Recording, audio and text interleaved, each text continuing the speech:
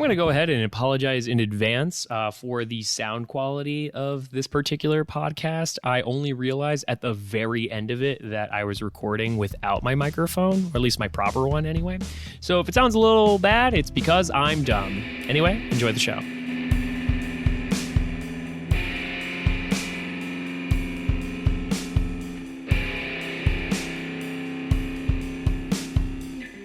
Hello and welcome to May the Review Be With You with just Joe. No Nick today. Nick is off abroad, out of the country. I am sure having the time of his life. I keep seeing videos of him wake surfing and it's been flop after flop, but I have finally seen some progress and he's looking good. He's looking like he's having a lot of fun. Nick, when you eventually hear this, I applaud you. Today I am covering by myself Spider-Man Across the Universe. This is absolutely the kind of movie that Nick and I would 100% review together. But with him being out of the country, we would probably skip this as more movies that we're going to cover together are coming out. And it would be a shame to not have this on the podcast since we are both huge Spider-Man fans, have been forever. We were indoctrinated thanks to the 90s cartoon back in the day, as I'm sure many of you were as well. But like I said, today is all about Across the SpiderVerse, directed by Joaquin Dos Santos, Kemp Powers, and Justin K. Thompson. We have a different trifecta of directors coming into this movie, which is pretty cool. However, I believe Justin K. Thompson was actually one of the producers on the original film Into the Spider-Verse. Now, outside of that, a lot of the same faces. Phil Lord, of course, is one of the writers of the film, as he was in the first film. But he's got his partner helping him write this movie as well. We have Christopher Miller back in the helm of the writer's seat, as well as David Callum. As far as this episode of May the Review goes, probably going to keep it a little short today, since it's just me. I'm just going to try and get some of my initial thoughts out there. I just saw the movie on Saturday. I couldn't see it on opening night like I had wanted to, and same thing happened with Friday, so I got into a Saturday theater. This resonated pretty well. I mean, pretty much anyone who's been a fan of Spider-Man over the years, and you've been tracking the character through different sorts of media, you're gonna really, really love this movie. There is so many references to Spider-Man media from over the decades. It's absolutely wild. Whether you were a fan before the 90s cartoon or you became a fan because of that 90s cartoon, you're going to see a lot in there. And I'm going to go over a few of those references in a bit. But first, let's talk about how this movie is doing so far. Since prior to Guardians of the Galaxy, there was some talk on whether or not superhero films were done. And to me, that just doesn't seem like that was ever the case. It felt like that we were just kind of going through a bit of a slump at the time. There was a lot of talk after Ant-Man and the Wasp: Quantumania came out that perhaps that the long heralding champions of the box office, superheroes, were finally done, that they had been toppled. Well, that does not appear to be the case. We have Guardians of the Galaxy 3, which smashed the box office, and Across the Spider-Verse has done extremely well. On its opening night, it had a $51 million opener, and this weekend, it's made a collective of $120.5 million opening weekend. That is the number 2 strongest box office this year for weekend results. The only one beating that is, of course, the Super Mario Bros. Movie, which that is going to be tough to beat. That movie is just crushing it. Now, as far as the movie is concerned, I've got some thoughts. This was a weird movie to watch. And for the record, this is going to be a spoiler review for anyone who has not seen the movie. I strongly recommend that you turn back. Thinking about this movie as compared to the first film, I think that anyone who might suggest that this movie is better than the first film in any way, I think there are certain points to that. Overall, I think the first film is a masterpiece. And we could probably have several episodes dedicated as to why that is the case. As far as this movie goes, it doesn't feel right to compare it to the first film yet. I say that mostly because, and I don't think that this is a spoiler, but this is a part 1. Part 2, Beyond the Spider-Verse, that comes out next year, March 24th, 2024. Or excuse me, I think it's March 29th, 2024. And, it very much, it's certainly not built the way like a traditional trilogy might be, with each film leading into another, but each film being able to stand on its own, perhaps. This is not that case, at least in the idea that the first movie is absolutely cut and dry its own story. This movie very much sets up for a part 2, for a third film, as if it's going to pick up immediately after the events of the ending, and we'll get to the ending. But first, let's talk about when it comes to sequels. I think there's always a good question on whether or not a sequel is even warranted. Watching that first film, I think, at least for a lot of film enthusiasts, there might have been some concern when the first one did so well, and there was talk about making a sequel. And of course there was going to be a sequel, right? And the movie made so much money. It was beloved by fans. It was absolutely going to produce a second. So that being the case, with the first one being self-contained, does it warrant a sequel? Well, it pretty much justifies itself in this movie, heralding back to certain events from the first film in really organic ways. There was what I had believed in the first film to be a loose end that was never really addressed, but it was certainly apparent enough that our filmmakers wanted us to see that Spider-42, the spider that bites Miles, is not from the 1610 dimension where Miles lives. We see that phasing in and out of reality happen to the spider, just as it happens to all the other spider people who are not Miles, right?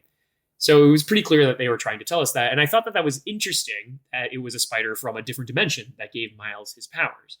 And perhaps that would make him special in some sort of way. Well, it's not really ever addressed in the first film, right? However, that's actually a major plot point of the second film. And we are given our antagonist, the Spot, who, again, if you were a 90s Spider-Man fan, this was very rewarding to see the Spot come into life in the big screen, which was really pretty cool. He's played by Jason Schwartzman, who personally, I've known him as Gideon in everything I see him in from now on, for his portrayal as Gideon in Scott Pilgrim vs. the World. He's great. He's both extremely goofy and extremely menacing. Everyone in this movie really sells the character that they are portraying. And Schwartzman's certainly no exception to that. But in talking about the Spot is very much I guess you could call him our catalyst, for the events that move forward. And he too is tied to the events of the first movie. Which I don't think that this was planted the same way that Spider-42 was, but they made it work. Him being one of the scientists that Miles throws a bagel at when they're escaping Alchemax, which I'm so glad that that's how they decided to integrate that villain. And he very much tells Miles that, he's the one who brought Spider-42 into their universe. So he created Miles. And in similar fashion, with Miles spurning the Spot with a bagel and then later destroying the collider that helps create the Spot, he says that Miles created him. So they're very much entwined. And he wants, of course, revenge on Spider-Man. We're going to get back to the role of this villain a little bit later for things I want to talk about after we go over the initial story. So, as I mentioned before, this movie's kind of hard to rate. So I'm going to actually not rate the story yet. We're going to have to wait next year, just as you will have to wait for the continuity of the end of the trilogy. You will have to wait for my final score of this movie. But let's go ahead and talk about the story. So Act 1, we have our One More Time with Gwen Stacy, of course, played by Haley Steinfeld, who, again, is awesome in this film. If you were ever a Spider-Gwen fan and you bought her comics, then you would have recognized the art style of her world. Very much is complete tribute to that of Jason Latour, one of the artists for the volume 1 and 2 comic books of Spider-Gwen. I've got those. They're awesome. The whole first 10 minutes of the movie is almost like spot on what issue number 1 is. Even with the introduction of the Vulture, of course, it's a different Vulture. It's some sort of Renaissance Vulture, which this is where we get the multiverse coming into play here, right? There's a problem with the multiverse. We learn that it's because of the events of the Collider exploding in the first film, and Miguel O'Hara very much plays the same kind of role as Spider UK from the original SpiderVerse comics. He is gathering up the Spider Society. He's bringing them to his world of the 2099 universe, and he's gathered many Spider people to help him take out these anomalies who are bleeding into other universes. So he's very much playing a cleanup crew sort of character, right? They take in Gwen right before her father, Captain Stacy, finds out, or right after Captain Stacy finds out that she is Spider-Gwen, and I guess they refer to her as Spider-Woman, Spider-Woman, right? She ends up joining the Spider Society. We move forward. We get to see how Miles is doing. He's very much doing some Peter Parker stuff, trying to balance his 2 lives as Spider-Man and being a student. It's not working out. Great fight scene with the Spot here, where it's just one of the most awkward fights ever. It's right out of the comic books of the Spot tripping over himself. Miles, we get to see him really hone his powers here. This is actually a great time to talk about some of the animation in this movie. So the animation in Into the Spider-Verse is, absolutely fantastic. There have been a number of films since Into the Spider-Verse, number of animated films that have come out that have absolutely been borrowing from that movie. The most recent that comes to mind, of course, is Puss in Boots: The Last Wish. I believe The Other Guys. Was it The Other Guys? I don't think that's what it's called. The Bad Guys? Maybe that's what it was. I think it's The Bad Guys, right? Not The Other Guys. Yeah, it's The Bad Guys. The Bad Guys very much has that same art style. There's a number of films that are very much doing that 2D, 3D animation that Into the Spider-Verse did. And it does it again in this film, of course.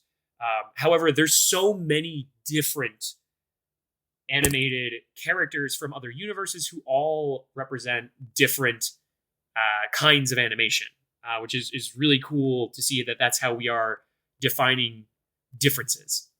And it's consistent throughout. There's even a couple of, and I'll get into this when I talk about cameos, but we see actual people throughout the movie who are not animated. And, they are not given an animation to blend in with everybody else. They very much, live as they are, as we have come to see them in previous live action films, right? One big difference, though, that I would say between the animation from the first film and this current film is the fluidity. Now, there are some really creative images and fight sequences in the first film, but I would say if I am going to compare these two films now, here's a great place to do it. Because this film honestly makes some of the fight scenes in the first film look boring. And that is nothing against the first film. As I've already mentioned, I love the first film. It's fantastic. There's nothing boring about it. But in comparing the sequences, it's so apparent to me that those who were animating the second learned so much from the first and built on that and created all of these dynamic action sequences where these people, these spider characters who are capable of perceiving the world in different perspectives than your normal average Joe, and heck, even your normal superhero, with their acrobatics, their ability to hang off of walls, be upside down, we get to see all these insane choreographed fight scenes, or not choreographed, but planned out fight scenes that just blow me away. And like I said, they're just so much faster and more fluid than in the previous film. It's really hard to describe. I really got to talk to someone who knows more about animation to really shed some light on that. I would love to know their thoughts.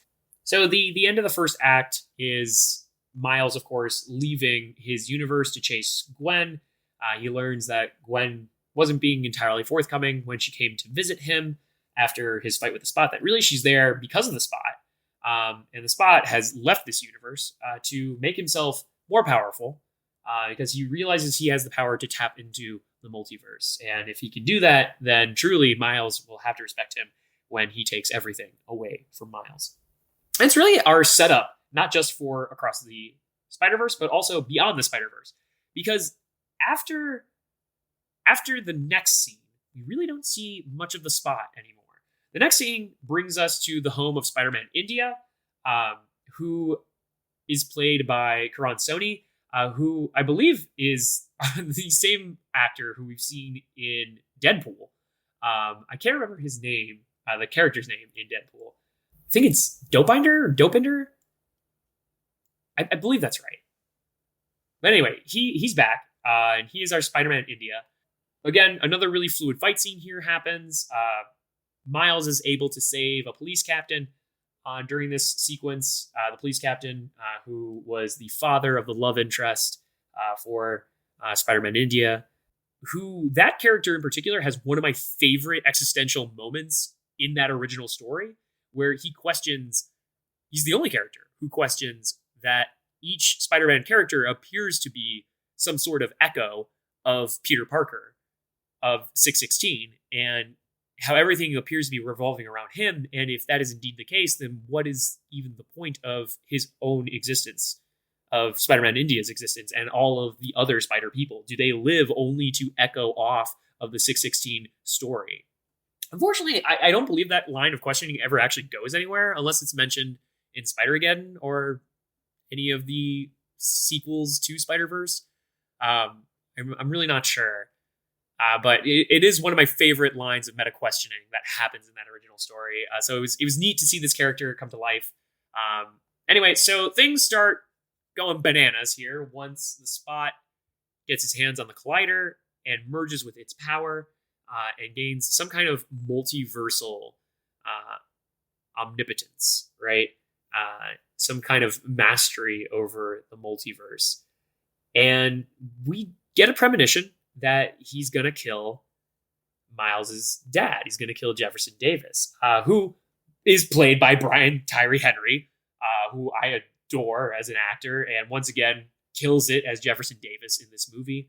There is a break here as, you know, we continue through Act 2. We get to go to the Spider Society in Spider-Man 2099's universe, Miguel O'Hara's universe, and we get so many amazing cameos in this sequence. And I'm going to get back to the story here in a second. I just need to talk about some of the cameos. One that I skipped earlier when the Spot is discovering his power is Mrs. Chen from Venom, which was probably, there's no one who would have expected Mrs. Chen to make a cameo appearance in this movie. And if you said you did, I don't believe you.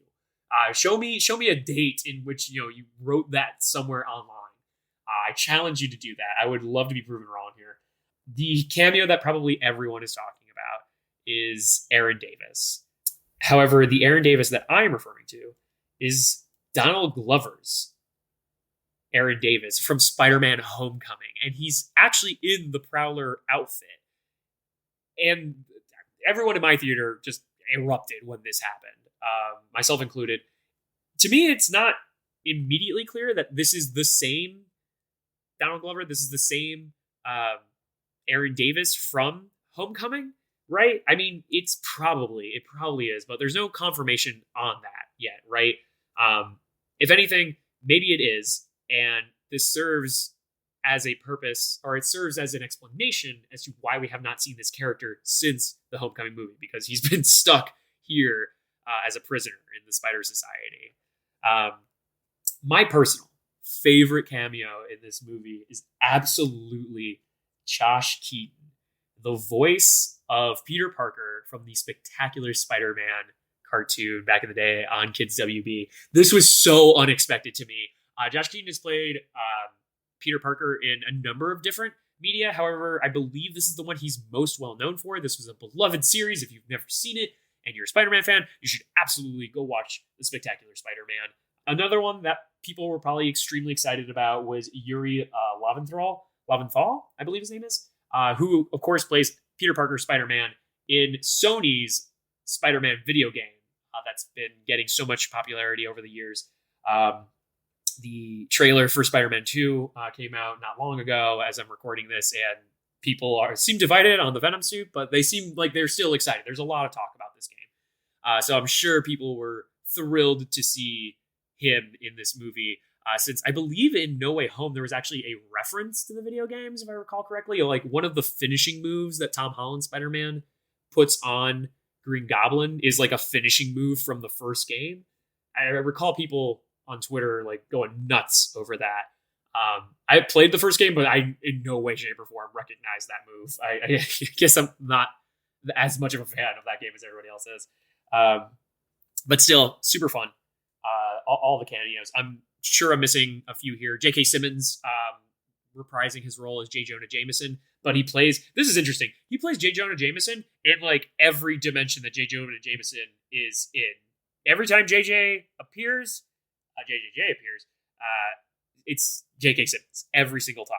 I believe it's him in Lego version, it's him in Miles' universe. I think he might make an appearance, or his voice makes an appearance in Earth 65, Gwen's universe as well. I'm not sure. Anywho, getting back to the story of this, Oscar Isaac playing Miguel O'Hara, the Spider-Man who does not laugh, they jokingly refer to, explains to Miles that the issue of what has happened, it's not just that there is a villain with multiversal ending power, but Miles put a universe in danger by saving a police captain. And he brings up that that is a canon event that happens in every universe where there is a Spider-Man. That a spider person must become close with a captain, and that captain will die. Similar to a patriarchal or matriarchal character being close to Spider-Man who dies. Which, of course, for Miles, that is Uncle Aaron. Whereas most other characters, this is Uncle Ben. Gwen is a bit of an exception here. It's not a patriarchal character, but it is an important male in her life. That, of course, being Peter Parker, who died as the Lizard to her. Now, this was an interesting meta commentary. Like I mentioned earlier with Spider-Man India, getting really meta with his commentary. They start to do the same thing here, and the canon event certainly sounds like the same thing that was talked about in the What If series with Doctor Strange about how his oh my goodness, I'm gonna forget her name right now. It's Christine, right? It's Christine Palmer. No, I just remembered it. Yep, Rachel McAdams, Christine Palmer. Okay, so in trying to save Christine Palmer in that universe, he has to let her go. He has to let her death go because that was a canon event. And it has to happen. Which that's really interesting that the show makes that distinction, right? Because like our Doctor Strange didn't lose Christine Palmer. So apparently there are some universes where that's not a canon event, which that's fine. But this movie suggests that if you are a character, a defined character, there is a canon that you must follow, right? I guess it's different if you're a spider person rather than a Doctor Strange. I don't know. But that is what this movie says. And we come to find out that Miles is no different. His father is about to be made captain, and that the Spot is going to kill him. And Miles just has to accept that. Of course, Miles doesn't accept that, and we get this amazing chase scene with all of the spider people and Miles as he lures them out of the building. Also, we get one more imposter Spider-Man pointing scene, which like that joke has now been used 3 times. I don't think they can do it again. I don't think I think they've hit the peak of that joke. We have seen the top of the mountain with it. If they do it again in the 3rd movie, I don't understand how in the world or the multiverse they would possibly top themselves. But hey, I've been wrong before. So with Miles escaping all the spider people, we enter Act 3. And Act 3 is really interesting. This act is where, we're going to close our movie. There's no big climax with this film, really. I guess the big climax is after the chase scene. But Act 3 serves to set up Part 2, to set up Beyond the Spider-Verse. And this puts Miles in Dimension 42, where his spider is originally from. That is a twist in this movie I legitimately did not see coming, and I loved how it happened, how the computer scans Miles to send him home, but it's not scanning him necessarily, it's scanning the spider DNA. And that's where it sends him, to the spider's home. That was such a great bit of creative writing. And there is no Spider-Man because Spider 42 was not here to create a Spider-Man. And New York looks terrible. New York is having it rough because apparently the Avengers don't exist in this universe or any other superheroes. Big twist, Miles is the Prowler and appears to be one of our antagonists for Beyond the Spider-Verse. Where this movie ultimately leaves off is Miles is stuck in Dimension 42. His molecules are revolting since he has no safety band to protect himself. Gwen, realizing what has happened, is gathering a team of spider people. They're going to go save Miles, and they're going to help Miles. On this spider person team, we see Penny Parker, Peter Porker, and Peter Parker Spider-Man Noir make their return, which two of those characters were not really in this movie at all. Penny Parker makes a small cameo appearance in the Spider Society. I guess Noir and Porker turned down Miguel. I have no idea why they're not part of Spider Society. I could see Noir turning Spider Society down. Porker, maybe he's just too zany. Although there was a reference in the beginning of the movie about cartoon hammers. So, like, I'm not sure. I'm not sure where they were trying to go with that exactly. There are a few other Spider people in there. Spider-Man India's in there. I believe Hobie's also in there. Spider-Punk, who I haven't really talked about in this review at all. It was super neat to see Hobart Brown on screen. That was so fun. His animation is constantly changing. Like, he's such a rebel that he even protests against whatever animated, like his molecules actively protest against whatever animated world he's in. I'm not really sure how to describe it, but the animation around him constantly changes wherever he is. But not in his atoms are, rejecting it sort of way. They're actively just having a good time being punk rock. Okay, so that's basically the summary of the movie, right? Now, there was talk that, and I can't remember who says this. I don't remember if it's Phil Lord. I'm not sure who. Somebody suggests that this movie is The Empire Strikes Back. It's The Empire Strikes Back of the trilogy. And, what he meant by that is that this is the part of the story where things don't look good for the good guys. The story's going to end with the bad guys coming on top, or things looking extremely dire. In the most vague way to put that, things look extremely dire, right? I'm not sure that's a fair comparison for this movie. Because truthfully speaking, Empire Strikes Back has an ending. You might be a little confused as to who some characters are if you've never seen A New Hope watching it. But it doesn't really require you to have that much knowledge of A New Hope. At least, thinking about it off the top of my head, I don't think it does. And while you may really want to see what's going to happen to the characters after 2, there is a climax to this movie, and it has a proper ending, Whereas this movie, it feels more like a TV episode. I'm not trying to insult the creativity and the production of this movie, but it really feels like a to be continued, sort of moment. The same way that if we're comparing films, the same way that Deathly Hallows finishes, right? There's no proper climax to that movie because it is half of a story, right? It is literally part 1, and Deathly Hallows part 2 comes out the following year, right? To serve the rest of the story properly without, I guess, a bloated 4 or 5 hour movie, which, for Harry Potter, I'm sure they could have gotten away with that, but money. Why spoil everyone's good time? So I'm not sure I agree with the comparison, Do I have a problem with them doing it like this, like a part one, part two? I don't think so. I really don't think I do, but again, I need to see Beyond the Spider-Verse before I can make that call. Some people have been saying, well, it's really not any different than Infinity War and Endgame. But I would argue it's very different.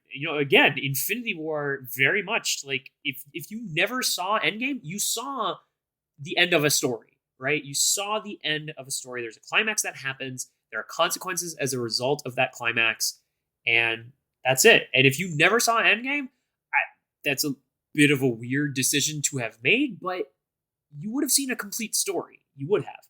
There is another part to that story that ultimately could stand on its own too and be a little psychotic without having any information of who the characters are and how they ended up in the situation.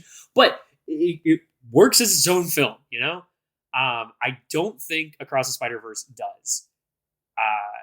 That's just my personal opinion. At least for the function of a story, I don't think it does. It very much requires a part two, which, like I said, we'll get that March 29th next year. I wanted to talk about the antagonists too, because I think that there's some weird directions for the antagonists. In this movie, we have really three principal villains, right?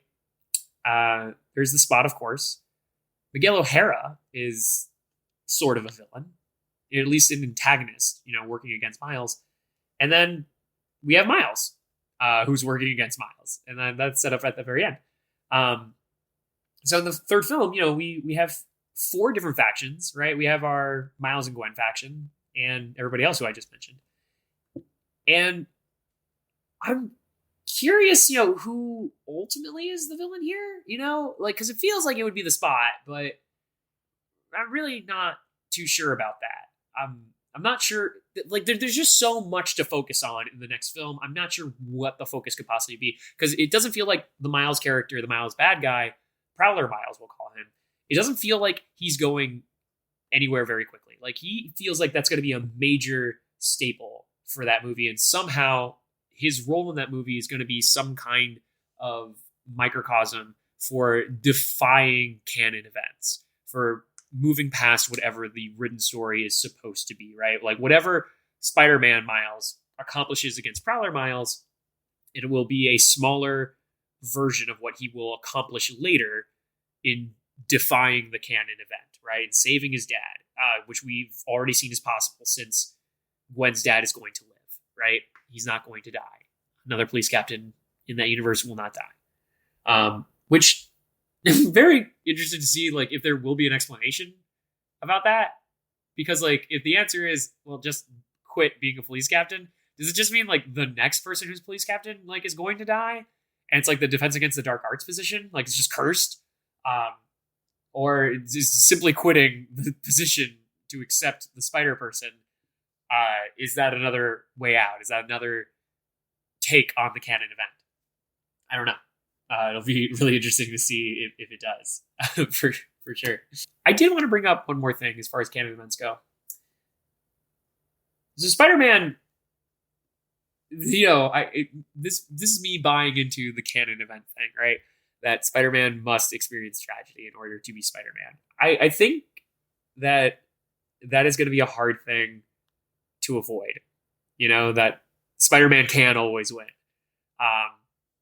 Because for as long as we've known Spider-Man, we know that's not true. And that's one of the reasons why Spider-Man has been so beloved. Is because, his sense of loss and grief is so relatable. So many of us try to do the best that we can, and we don't always win, or we don't always win in the way that we need or want to. And that's why that story, why that character, no matter the iteration, no matter the echo, it's why it's been so popular over the years. It's really a story of struggle, right? Struggle and success. So if, the story here is that we can have a character that's been defined by those hurdles avoid them, well, how do we make that meaningful? How do we grant consequence to that? If there is no consequence, I suppose. I have a theory, and I could be wrong. I have a theory. I'm definitely wrong, but I'm going to put this out here anyway.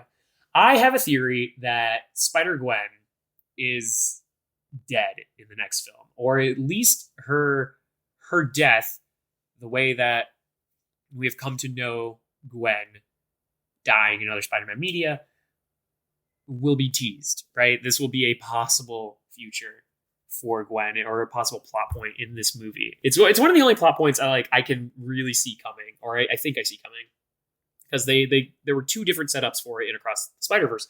There's one with Oscar Isaac, Miguel O'Hara protesting why he doesn't want Gwen to be part of Spider Society, when Jessica Drew, played by Issa Rae, by the way, and she's awesome, just so awesome. He protests saying, "I don't want her on the team."